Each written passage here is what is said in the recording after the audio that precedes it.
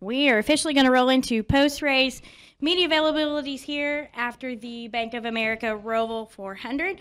We've now been joined by Clint Bowyer, driver of the number 14 Mobile One Advanced Auto Parts Ford. And Clint, maybe just to kick us off, give us a few kind of just reactionary thoughts to today.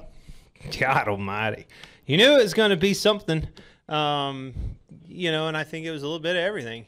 We had some long run action there, had some good racing, wild restarts. When those cautions start coming out at the end, it's such a wild racetrack. First and foremost, that turn one. I mean, that's just the whole track's sketchy. I mean, the whole time you're out there, you're fighting, for lateral grip. You're fighting for forward drive. You're fighting for turn. It's like, gosh, just one problem, But it's a very challenging racetrack, challenging set of tires that we have for it. Those tires were pretty hard. And, and then track positions, everything. I mean, our day in particular is we knew we needed an opportunity. I knew this race was the opportunity. I just didn't know if we could capitalize on that opportunity. You knew some people were going to have trouble. You tried to make sure that you're not one of those people. We did a good job of bringing a fast race car, did a good job of qualifying well. That put us in a position to get those stage points and get ourselves at least in the dance floor, that first stage. But then you get behind. Then you're behind a little bit. Then, by the time I got back up through them, I had both fenders knocked in and hit a damn turtle once. And that's going to slow you down a little bit. I mean, it's just all product of being back in traffic and things like that. Then we kind of got track position back. Then we lost it again. Then the 88 pitted. So he was really at that point who we were racing for our position. Key point, at that point, he was the only car that we were racing. When he pitted, we pitted, 12 pitted, and then it was kind of a race between us and the 88. I knew as long as I kept him at arm's reach, I thought I could be all right. But then we start catching those lappers. If he gets to him before I do, and things like that, it could be tricky. But nonetheless, I don't know what all happened. Then at the end, it's mass chaos. I don't know if that knocked Jimmy out or not, but that's I bet he's super bummed if it did. It did. It did. A three-way tie. And a three-way tie? Yes. He lost a tie? That's hard to believe. But, I mean, you knew something was going to happen at this deal. Everybody knew. Everybody dubbed this the wild card race. And I guess, I'm lucky that I survived it, but I'm happy for our sport that it lived up to the expectation, up to the hype that you guys all sold. So, let's go back to business. I knew that this first set of first round was going to be tough. When the 48 blew that tire and knocked us in the fence and crashed us at Vegas, I knew that put us in a hole that was going to be hard to overcome. Didn't have the Richmond that I thought we would, and then came here and going for it. There wasn't much sleep last couple of nights. The little one woke up at 5 a.m. and once you're up, you start thinking about this gremlin that's ahead of you today. There wasn't any more sleeping. I stood there and watched the sun come up, thinking about the chicane on the back straightaway. Thought about chicane on the front straightaway. Thought about turn 8, how I was going to get off that. I hit the wall in turn 8. Thought about restarts and things like that. So. Now it's time to think about a cold beer because, my God, I want one. All right. We're going to take questions for Clint. If you have one, please state your name and affiliation. All right, let's see. Let's start up front here. Jeremy Pike, Independent Tribune here in Concord. You mentioned the backstretch chicane. That was on a lot of people's minds. With that modification with the tire barrier, how did that clean that up and make Heartburn turn kind of the focal point?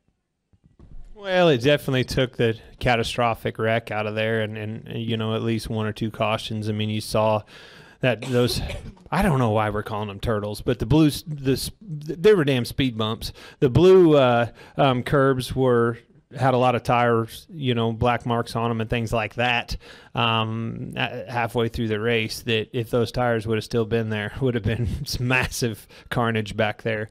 I hit those the blue ones once, and if you touched those blue ones before, you were clipping the tires and probably ruining your day. So I mean, you learn. Obviously, Marcus, everybody, the sport, this is something new. It went down pretty well. I think it was a lot of fun to be able to compete. Nerve-wracking as hell on our part, but nonetheless, it was a lot of fun challenge. The challenge of competing on that racetrack, that backstretch chicane, it's pretty fast, and I think if there was an area that to fix the race, we could look at that, doing something back there. But heartburn, that was a heartburn. Ended up being a heartburn on a lot of people's parts.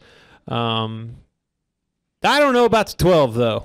I'm gonna speak my mind on that. I guess they just couldn't come up with where everybody was at when the caution come out, because I'm pretty positive he was over in a pile up when I went by him and look up and finally the caution come out, and then all of a sudden they put him in front of me. Then he won the race, lucky little turd. So that could have been me. So, can you protest? No, it was. Hey, he come a long ways. He and I were racing for a position for most of the race. Alex Bowman did a good job. Those kids. Alex tore one up in the test. He was a kid that I thought that I could beat for this thing, beat out of it. And then Blaney, he tore a lot of stuff up here in practice and things like that, got those problems behind him and ended up winning. So, it's neat to see those kids be able to rise to the occasion and did a damn good job, won the race. All right, I believe we had another question. Peter?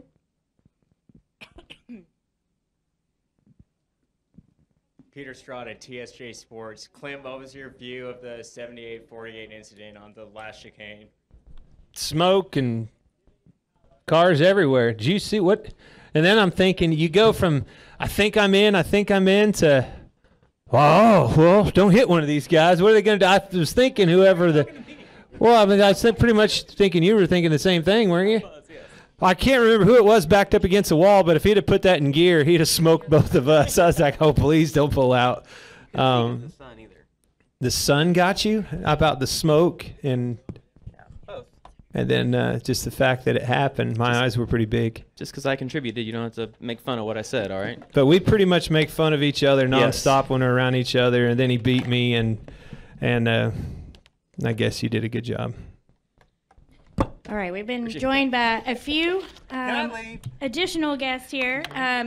Driver of the #1 DC Solar Chevrolet, Jamie McMurray, who finished second today, and then also Eric Almirola, driver of the #10 Smithfield Ford, who was the final driver to advance into the round of 12 for playoffs. So we'll continue with questions with Clint, Jamie, and or Eric. So if you have one, please raise your hand, state your name and affiliation, and we'll get a mic to Bob. Bob Pockris, ESPN. Eric, can you kind of go through the emotions for you that last couple of laps? You were... Yeah, you're still here. Is he good? Clint really wants to leave. Do we have any additional questions for Clint? Over. I did make mention about that cold beer.